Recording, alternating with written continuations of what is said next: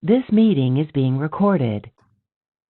Bueno, buenas tardes, bienvenidos a esta tercera charla de nuestro seminario de este año. Hoy tenemos a Gabriel Savoy, postdoctorando de la Universidad Nacional del Sur, que nos va a hablar sobre lógicas de primer orden basadas en T-normas continuas. Adelante. Gracias, gracias por invitarme, por dejarme participar. Les voy a contar un poco de el trabajo que hicimos con Diego Castaño y Patricio Díaz Varela en Bahía. A ver si puedo pasar. Bien, vamos a seguir el camino de Hayek, Peter Hayek, que él a las lógicas de primer orden difusas, de primer orden, las entiende con un lenguaje de primer orden, donde las conectivas son las mismas que la de BL, que la de la lógica básica. Vas a tener entonces una conjunción fuerte, una conjunción débil. Vamos a tener obviamente cuantificadores en el lenguaje. Para todo existe. Al para todo la idea es interpretarlo como un ínfimo en el modelo y al existe como un supremo. Y la idea y la semántica estándar son las tenormas continuas. Acá, como es primer orden, recordar que para interpretar una fórmula no alcanza el álgebra sola, sino que uno a la vuelta del álgebra arma un modelo o estructura que es la que permite interpretar variables y constantes. Y son los predicados recién los que toman valores en el álgebra, en la BL álgebra o en la álgebra de valores de verdad. Y es ahí en esa álgebra después donde se aparecen estos ínfimos y supremos de los cuantificadores. Bueno, y el problema que quedó planteado ya desde la época de Hayek es cómo encontrar una axiomatización fuerte o encontrar una axiomatización fuertemente completa para la consecuencia semántica basada en tenormas continuas. Bueno, primero voy a arrancar por el caso de proposicional, eh, contando un poco qué pasa en el caso proposicional. En el caso proposicional hay una ventaja que tiene la lógica BL, es que el lenguaje proposicional se lleva muy bien con la parte ecuacional, en un lenguaje ecuacional a nivel álgebra universal. Entonces, por ejemplo, un resultado de completitud débil, como lo que está escrito acá, que te dice que una fórmula, una proposición sería en la lógica BL, es válida si solo si lo es en tenormas continuas. Este símbolo que está acá es clase de tenormas continuas. Esta de acá es la variedad de las BL álgebra. Bueno, eso es equivalente a ver que la variedad generada por las tenormas continuas es la variedad de las BL álgebras. Estas cosas pasan a nivel proposicional. Esto ya está probado igual, además que la variedad generada, incluso está probado que la cuasi variedad generada por las tenormas continuas es la BL álgebras. De ahí tenemos entonces el otro resultado, que es con gamma finito. Este es el correspondiente a la cuasi que estaba hablando recién. Si gamma es un conjunto finito de premisas, entonces también hay una completitud, que sería la completitud finitamente fuerte, le decimos nosotros. Bueno, y para el caso si gamma es infinito, ahí sí fracasa la cosa, porque al parecer la cuasi variedad generalizada de las teormas continuas ya no es más, ya no es exactamente las BL álgebra. Bueno, y además está probado, sí, probado Montaña en su momento, en un trabajo de hace ya unos años, que para el caso este de las tenormas continuas tiene que ser sí o sí, la axiomática que uno arma tiene que ser sí o sí infinitaria para que poder conseguir la completitud. Lo que sí o sí involucra una regla infinitaria. Ya vamos a ir un poco igual a eso más adelante. Me interesa entonces ahora que veamos que en el caso proposicional, si bien pasa esto, en el caso de primer orden esto ya deja de suceder. ¿Sí? En el caso de primer orden, por ejemplo, tenemos la siguiente fórmula, la fórmula RC. RC es de continuidad derecha en inglés. Esta fórmula, si se fijan, es cierta en la clase de teormas continuas. Acá la manera de pensar es que ese ampersand que está ahí es la conjunción fuerte. Entonces, si piensan a ese phi y phi sería como un phi al cuadrado.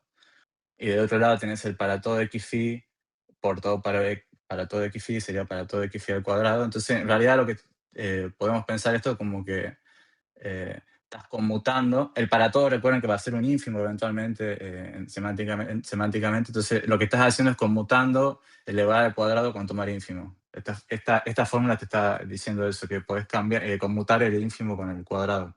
El ínfimo arbitrario, ¿no? Bueno, y en la teoría continua eso va a valer porque justamente el cuadrado, al ser continuo, va a poder entrar y salir de un ínfimo arbitrario. Pero bien, si bien esto es cierto, esta fórmula va a ser cierta en tenoras continuas, ya no va a ser cierta en una BL, sí, ahí aparece ya una distinción. Fíjense, por ejemplo, el siguiente, acá tengo la siguiente BL cadena dada por una suma ordinal de Hooke de Basberg. Tengo abajo la L3, que sería la MB finita, la cadena MB finita de 3 elementos, y arriba el Hooke cancelativo es infinito. Y fíjense que la sucesión a al cuadrado, a cubo, a la cuarta, que está completamente contenida en C infinito, si toman el ínfimo de esa sucesión, se les va al piso de abajo y da un medio, que es un elemento que si lo elevan al cuadrado te da 0. Sin embargo, si a todos esos elementos de la sucesión lo elevan primero al cuadrado, antes de tomar el ínfimo, van a seguir estando todos esos elementos adentro de C infinito, y cuando tomen el ínfimo les va a dar un medio. Entonces, en un caso consiguieron 0, en el otro un medio, entonces no se cumple el RC. Entonces, esto es un ejemplo de por qué la BL cadena no... Las BL cadena en general y las BL alfa en general no van a cumplir el axioma de RC. ¿Sí? Y esto es solo a nivel fórmula. Bueno, otro ejemplo, por ejemplo, es cuando pensamos en BL álgebras totalmente ordenadas. ¿Sí? En el caso proposicional, vale, ¿sí? Que si te da lo mismo chequear la validez de una proposición en todas las BL álgebras que solamente en las totalmente ordenadas. Sin embargo, en primer orden esto tampoco es cierto ya, se rompe. Por ejemplo, la siguiente fórmula, ¿sí? Acá tienen de vuelta el para todo, que pueden pensarlo como un ínfimo si quieren, y adentro un supremo. Esencialmente lo que tienen escrito acá, yo lo pienso como la distributividad infinita, ¿sí? La distributividad de ese ínfimo general con el supremo que está ahí adentro. Bueno, esta es cierta siempre y cuando sea totalmente ordenado el poset. Sin embargo, si uno tiene una BL álgebra que no sea en principio totalmente ordenado, ni tampoco sea producto directo de cadenas, tampoco no va a valer. Por ejemplo, este es un ejemplo, si consideramos la siguiente BL álgebra, dada por los números naturales, junto con el 0, donde la relación es el dual, o sea, la relación de orden va a ser el dual de la relación divide. Fíjense acá que si tomamos por un lado el primo, el 2, ¿sí? El número 2, y por otro lado la sucesión de todos los números, todos los primos, digo, que no sean 2. Fíjense que si a esa sucesión le tomamos el ínfimo, el único múltiplo común a un número infinito de primos es el 0, ¿sí? Y después si a ese 0 le hacemos supremo con el 2, nos va a dar 2. Si hacemos al revés, en cambio, primero tomamos supremo, el 2 supremo con cualquiera de estos primos nos da 1, y entonces el resultado final nos va a dar 1, ¿sí? Entonces, da diferente. No se respeta esta distributividad infinita. Si las BL alfa en general no tienen su pose subyacente uno que respete la distributividad en general infinita, ¿no? Bien. Espera, creo que... Está bien. Bueno, nada, esos son dos ejemplos ya que muestran por qué es esencialmente muy diferente trabajar en primer orden que en caso proposicional. Bien, ahora me interesa pensar ahora en lo que les había dicho antes de que era infinitaria, esencialmente la lógica, ¿sí? La proposicional, y seguramente la de primer orden también va a ser infinitaria. Bueno, y para el caso proposicional, Kulaka fue la que dio el resultado de completitud fuerte mediante la introducción de la siguiente regla infinitaria. Ella introdujo esta regla infinitaria, que si se fijan es un conjunto infinito de premisas. Esta regla infinitaria no nace de la nada, ¿sí? O sea, esto sigue una tradición ya antes que ella, ya Montaña había probado, primero, que era necesario introducir una regla, y segundo, un prototipo de regla que no la alcanza del todo, pero queda muy cerca. Antes de Montaña ya Hay también había pensado una regla, o sea que esta regla tiene como un pasado, ¿sí? Eh, pero bueno, con esta alcanza y con la prueba que la propiedad fuerte que le genera esta regla es que cualquier BL cadena que satisfaga esta cuasi identidad la cuasi identidad generalizada asociada a esta regla, eh, termina forzando a que la BL cadena sea una suma ordinal de hoops simples. ¿Sí? Cada hoop de Basber de la descomposición te va a quedar simple. Y de ahí llega a las normas continuas eventualmente, porque un hub simple está muy cerca de poder. En realidad hay un resultado ya que te dice que un hub simple se puede embeber en una tenorma continua. Sí, todo eso se desprende de un teorema de Holder de L grupos. Pero bueno, este teorema puntual no me interesa a mí que me va a interesar es uno de débilmente saturados. O sea, hay un teorema que te dice que toda débilmente saturada numerable se puede embeber en una teorema continua, eso está probado por Heidegger y Montaña. Y débilmente saturado es un poco más que simplemente tener todos tus pisos simples. ¿Sí? O sea, una BL cadena se dice débilmente saturada si cada hub de Basber de la descomposición es simple y además su ínfimo y su supremo existen y son idempotentes. Y además, si tenés como un bloque, si querés, de idempotentes, ese bloque tiene que tener un ínfimo también que exista, un supremo que exista y también tienen que ser idempotentes. Si pasa todo eso, entonces decimos que es deblemente saturada y ya podemos pasar a una tenorma continua. Y acá lo importante es que la inmersión es completa, ¿sí? Eso quiere decir que respeta ínfimos y supremos, que para todas las cosas que hacemos acá en primer orden es importante porque todo el tiempo tenemos que asegurar que se respete el para todo y el existe, ¿sí? Tienen su ínfimo y su supremo. Bueno, ahora me interesa entonces contarles cuál va a ser el sistema axiomático que, que usamos para dar la completitud. Como en principio, primer orden engloba el caso proposicional, obviamente tenemos que agregar todos los axiomas del lado proposicional. Entonces tenemos todos los axiomas de BL, de la lógica básica, y la regla de inferencia también que usábamos en el mundo proposicional, que era el modus ponens. Además, agregamos los siguientes axiomas para que el para todo el existe se comporten como un ínfimo y un supremo. ¿Sí? Si se fijan, estos axiomas son exactamente los mismos que están en la versión clásica, ¿sí? De primer orden, porque en realidad engloban solamente este comportamiento de ínfimo y supremo. Bueno, fíjense que además una regla, ¿no? Está la generalización. A esto le agregamos el axioma link que habíamos visto antes, que esto era para poder tener el tema de no tener problema con el tema de cosas que no sean totalmente ordenadas. Y finalmente agregamos también el RC, que era el que habíamos visto que también era una diferencia a nivel primer orden entre tenormas continuas y BL álgebras. Bueno, y además recordemos que como estamos en tenormas continuas, sabemos que tiene que ser infinitaria, sí o sí, la lógica, no nos queda otra. Entonces la regla que probamos agregar fue la de Kulaka, ¿sí? La regla infinitaria de Kulaka. Bueno, con todo esto tenemos el sistema axiomático y hemos probado que este sistema axiomático efectivamente es fuertemente completo. ¿Cuál fue la demostración? Bueno, fue como se suele hacer,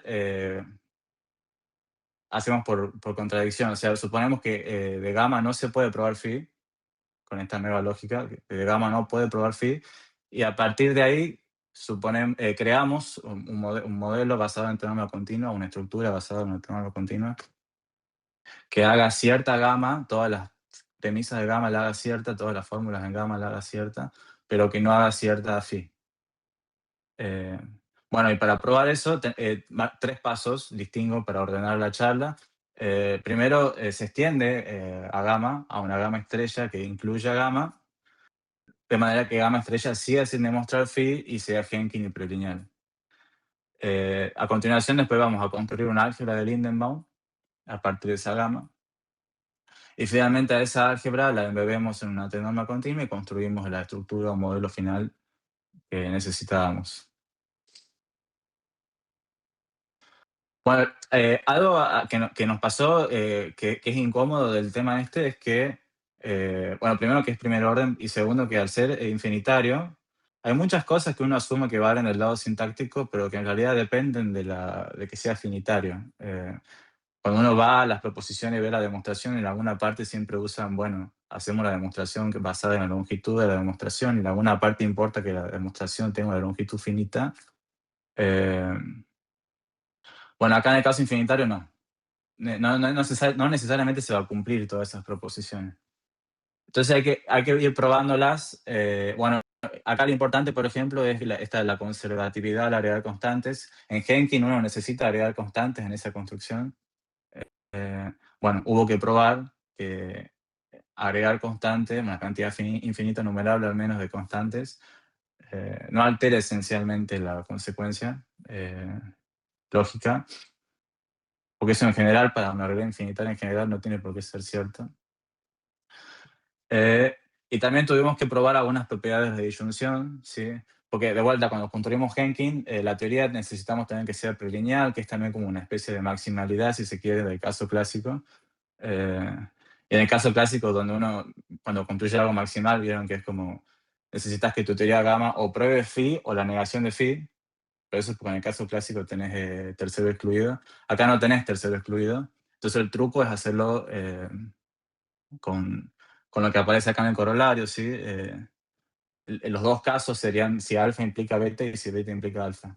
Pero para poder usar eso, primero necesitamos el lema que está arriba, donde se ve que probamos que si de gamma y alfa se prueba una fórmula phi y de gamma y beta se prueba una fórmula psi, entonces, juntando con disyunción, te queda que si de gamma alfa supremo beta demuestra, perdón, de lo anterior podemos entonces obtener que de gamma alfa supremo beta probás phi supremo psi. Bueno, y esta demostración, por ejemplo, para hacerla tenés que hacer también inducción sobre la longitud de la demostración, pero hacer una inducción transfinita y termina saliendo, ¿sí? Bien.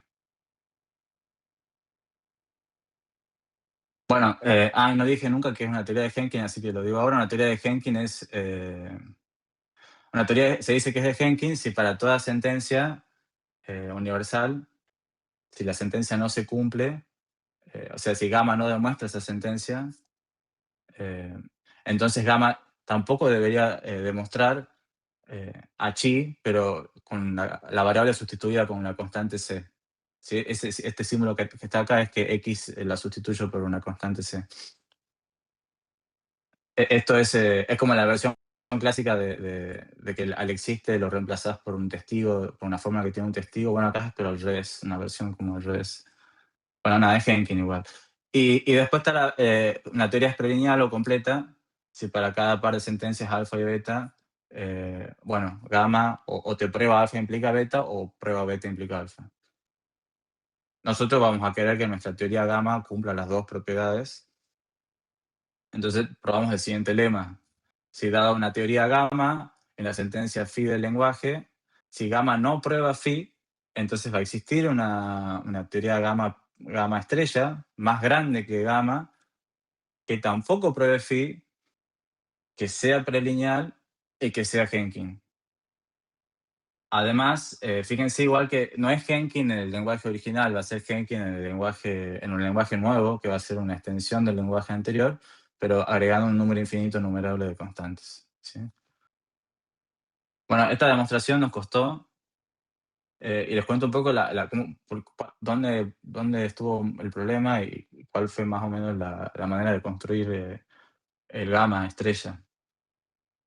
Bueno, agregamos nuevas constantes al lenguaje, nuevas constantes frescas que no aparecieron nunca. Expandimos el lenguaje. Después enumeramos las fórmulas, ¿sí? Phi0, Phi1, Phi2, todas las fórmulas que puedan aparecer, las enumeramos a todas y construimos por inducción teorías, gamma 0, gamma 1, gamma 2 cada vez más grandes, ¿sí? Gamma 0 sería la primera, la gamma original, y además también construimos sentencias de control phi sub i. Estas sentencias de control son básicamente como una lista de fórmulas que nosotros queremos que nunca las pruebe gamma. Es como una especie de lista de prohibiciones para gamma.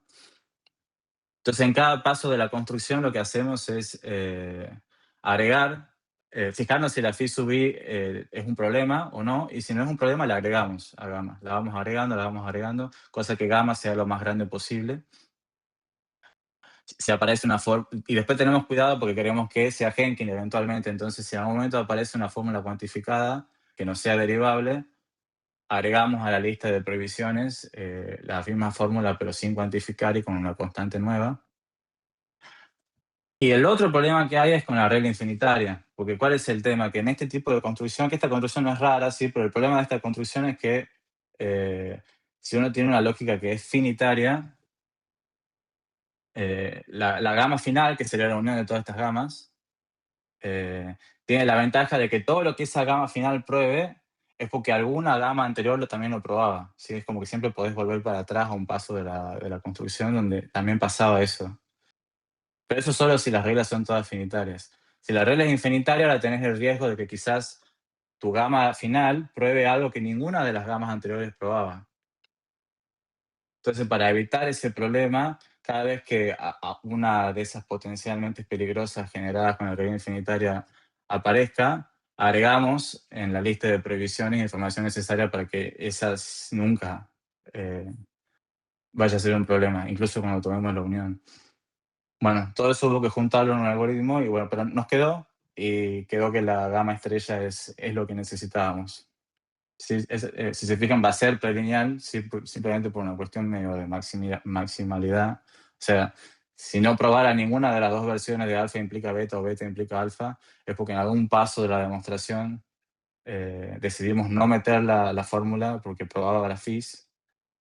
Pero aplicando el corolario que habíamos visto antes, si recuerdan, el de la disyunción, llegaríamos a un absurdo. Así que esta va a ser prelineal, esta gama estrella. Bueno, ahora que ya tenemos la gama estrella del lema anterior, hacemos lo que se suele hacer, que es construir el álgebra de Lindemann. El álgebra de Lindemann lo construimos no sobre el álgebra de fórmulas, sino sobre el álgebra de sentencias. Hacemos ahí un cociente y conseguimos un álgebra, la cual el álgebra va a tener varias propiedades importantes. Justamente gracias a que la teoría gamma estrella era prelineal, esta álgebra va a ser una cadena, va a ser totalmente ordenada. Como es Henkin, las clases de los cuantificadores se van a comportar como el ínfimo, ¿sí? De todas las fórmulas sustituidas con constantes que están por arriba. Y finalmente, bueno, y va a ser obviamente una BL álgebra, va a ser numerable, sí, porque la cantidad de sentencias es numerable, el lenguaje es numerable, y además va a cumplir la cuasi identidad generalizada de Kulaka, ¿sí? Recuerden que si se cumplía la cuasi identidad generalizada de Kulaka, cuando haces la descomposición en hoops de Basber, digamos, de la BL cadena, te va a quedar que cada hoop es simple. Bien, recuerden igual que nosotros nos queríamos más que sean simples cada hoop, sino que queríamos que además cada hoop tenga un supremo idempotente, un ínfimo idempotente, entre otras cosas. Para lograr eso, lo que vamos a hacer es tratar de saturar al álgebra que conseguimos con el álgebra de Lindemann. Vamos a agregar, digamos, los idempotentes que falten entre los diferentes bloques o pisos, digamos, dados por los hoops de Basber. Pero hay que tener cuidado cuando se satura. ¿Cuál es el problema? Que cuando uno satura, primero recuerden que el resultado que nosotros necesitamos usar al final, que nos embebe en una teorema continua, nos pide que sea numerable la BL cadena. Entonces, al saturar tenemos que tener cuidado de no agregar de más, ¿sí? Que no se nos pase el cardinal a no numerable. El otro tema que hay que tener cuidado es que cuando yo agrego entre dos pisos un idempotente, puede pasar que cambie el ínfimo. Cambié el ínfimo, yo rompí el ínfimo que antes valía otra cosa, ¿sí? Y ya me deja de servir entonces. Entonces tengo que tener mucho cuidado cuáles son los ínfimos que se rompen y cuáles son los que no. Pero bueno, acá hemos probado este resultado donde saturamos, conseguimos una inversión en esa débilmente saturada numerable, pero fíjense que no respetamos todos los ínfimos y supremos, solamente respetamos ínfimos y supremos que tengan la propiedad de que dé un idempotente el ínfimo o que el ínfimo no se salga del bloque. Eso que dice ahí ínfimo conectado quiere decir que el ínfimo de la sucesión no se sale del hoop en el que estaba. Si no se sale del hoop en el que estaba, o si da idempotente, cualquiera de esos dos casos, el lema lo cubre y te dice que sí se va a preservar la inversión. Ahora, el tema que pasa para los casos en que no, ¿sí? En los casos en que no son ninguno de esos dos. Volvamos por un segundo entonces eh, al ejemplo que habíamos visto antes, donde aparecía el RC, el axioma del RC. Recuerden que acá, si tomábamos el ínfimo, ¿sí? De todo el C infinito, el bloque C infinito, eh, nos da un medio, se sale del piso, ¿sí? Entonces sería un ejemplo de un ínfimo que nos molesta. Acá si saturaríamos, por ejemplo, estaríamos metiendo un idempotente entre C infinito y L3, y estaríamos cambiando. Ahora el ínfimo del piso de arriba te pasaría a dar ese nuevo idempotente, cambiamos el ínfimo y ya no nos sirve. Pero bueno, justamente el axioma de RC no es válido acá, por eso es que lo agregamos a la lista de axiomas. Y de ahí viene entonces este lema que muestra que si en una Vl cadena cualquiera vos tenés una sucesión y esa sucesión cumple que el cuadrado conmuta con el ínfimo, que es lo que nos da el RC, si pasa eso, entonces esa sucesión sí o sí o te da un idempotente al tomar el ínfimo o es una sucesión ínfimo conectado, ¿sí? Es decir, no se te sale del hoop en el que está. Entonces, sabiendo que tenemos RC, cuando apliquemos el lema anterior no vamos a tener problemas, ¿sí? Porque los casos justo que son peligrosos no van a suceder nunca porque tenemos este lema. Bueno, entonces a partir de la teoría L gamma, perdón, a partir del álgebra de Lindemann, entonces ahora tenemos dos inversiones que podemos componer, ¿sí? Primero, A sería acá la débilmente saturada, y después finalmente la G es la que te manda débilmente saturada numerables en una norma continua. Y definimos ahora la estructura como se suele hacer, tomando como universo todas las constantes del lenguaje. Y a cada predicado, para saber qué valor de verdad nos dan a T norma, simplemente seguimos todo el camino a través de la álgebra de Lindenbaum, el A través de F y después con G. Bueno, y después combinando todo lo que hemos visto anteriormente, uno puede probar que este modelo, cuando uno lo usa para interpretar las fórmulas, se comporta como uno quiere, ¿sí?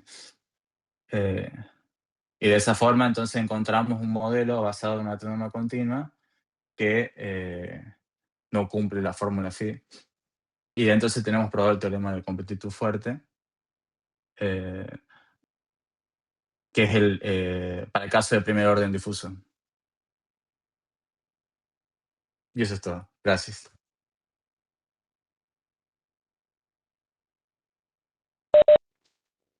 Bueno, muchas gracias, Gabriel. Muy bueno. Abrimos el espacio ahora para interactuar con preguntas, sugerencias, comentarios.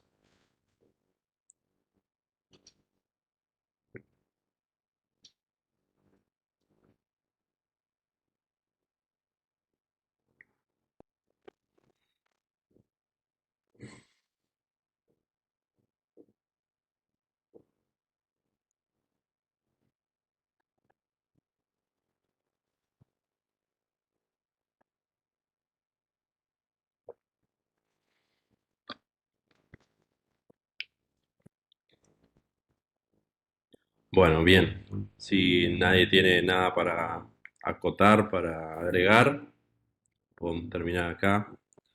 Déjenme Bueno, dejar de grabar. Ah, de ahí dice Seba que tiene una pregunta, pero capaz el micrófono no lo tiene. no se Mandale lo escuché. por chat.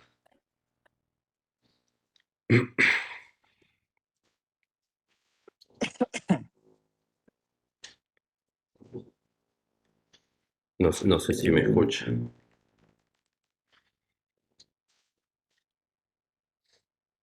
Adelante nomás. No, es otra cosa.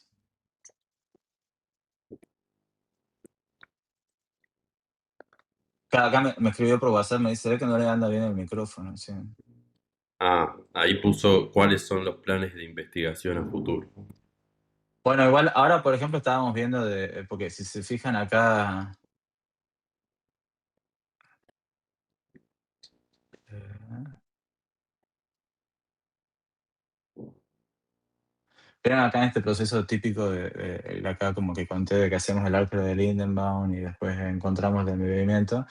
Acá en el primer paso, lo que es importante es encontrar la teoría de Henkin. Pero estamos viendo si hay una forma de no tener que hacer eso. O sea, como directamente encontrar las propiedades que queremos desde el lado algebraico. Ver si hay una manera, digamos, de conseguir un teorema de completitud de primer orden sin tener que usar Henkin, que es como muy incómodo a veces. Nada, esa es una cosa en la que estamos pensando. Después otra cosa que tengo pendiente ahí para escribir es diferentes propiedades de completitud fuerte para otras clases de teoremas continuas.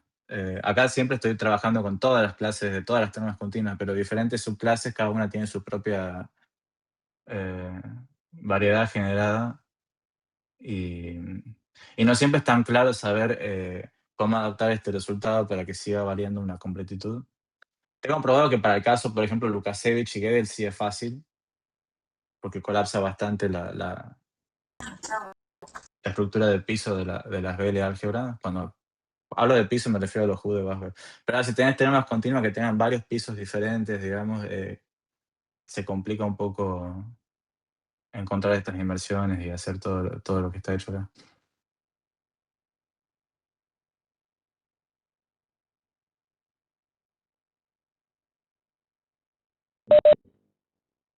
Ok, gracias, De Seba, por la nada. pregunta, Gabriel por la respuesta. Noemí, ¿vos querías decir algo? No, no, cuando dijo que lo tenía para esos casos particulares, quería preguntar un poco cómo era que quedaba para esos casos que habían estudiado. Capaz que es algo obvio, pero yo todavía no. Fue re clara la charla, pero estoy procesando todavía todo esto que contaste. Claro, en los casos de eso lo que pasa es que,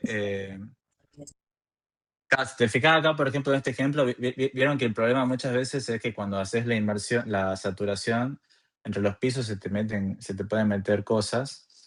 Pero cuando vos ya tenés, por ejemplo, que tu álgebra de Lindenbaum es Lukasevich, o sea, es una MB, digamos, o es una Gödel.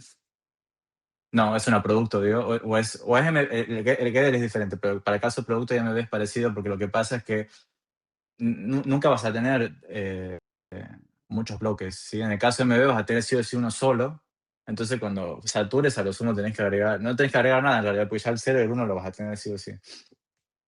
Entonces todo funciona más fácil y en el caso producto también te queda algo muy sencillo porque te quedan pisos muy sencillos. Eh, el problema es cuando te aparecen más de uno o dos pisos en tu álgebra de Lindenbaum. Ahí cuando ya no tenés manera de controlar cuántos pisos te van a aparecer en el álgebra de Lindenbaum, es cuando se complica un poco más. Gracias. Quiero después verlo cuando esté. Eso, si lo estudian para algún caso. ¿Qué cosa? Que después, si lo tienen para algunos casos, sus variedades o algo, me interesa verlo. Ah, bueno, dale. Bien, ¿alguien más quiere agregar algo?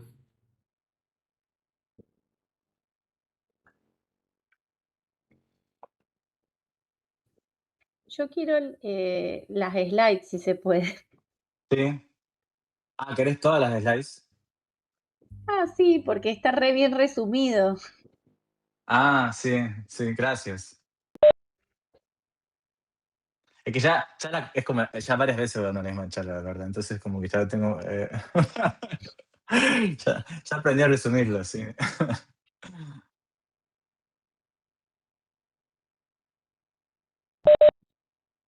Bueno, buenísimo. Se las estarás mandando, me imagino, o si nos la mandás a nosotros, la triangulamos. Sí, se la mando por mail directamente. Sí, Dale, el mail, el manual lo tengo, sí. dale, buenísimo. Bueno.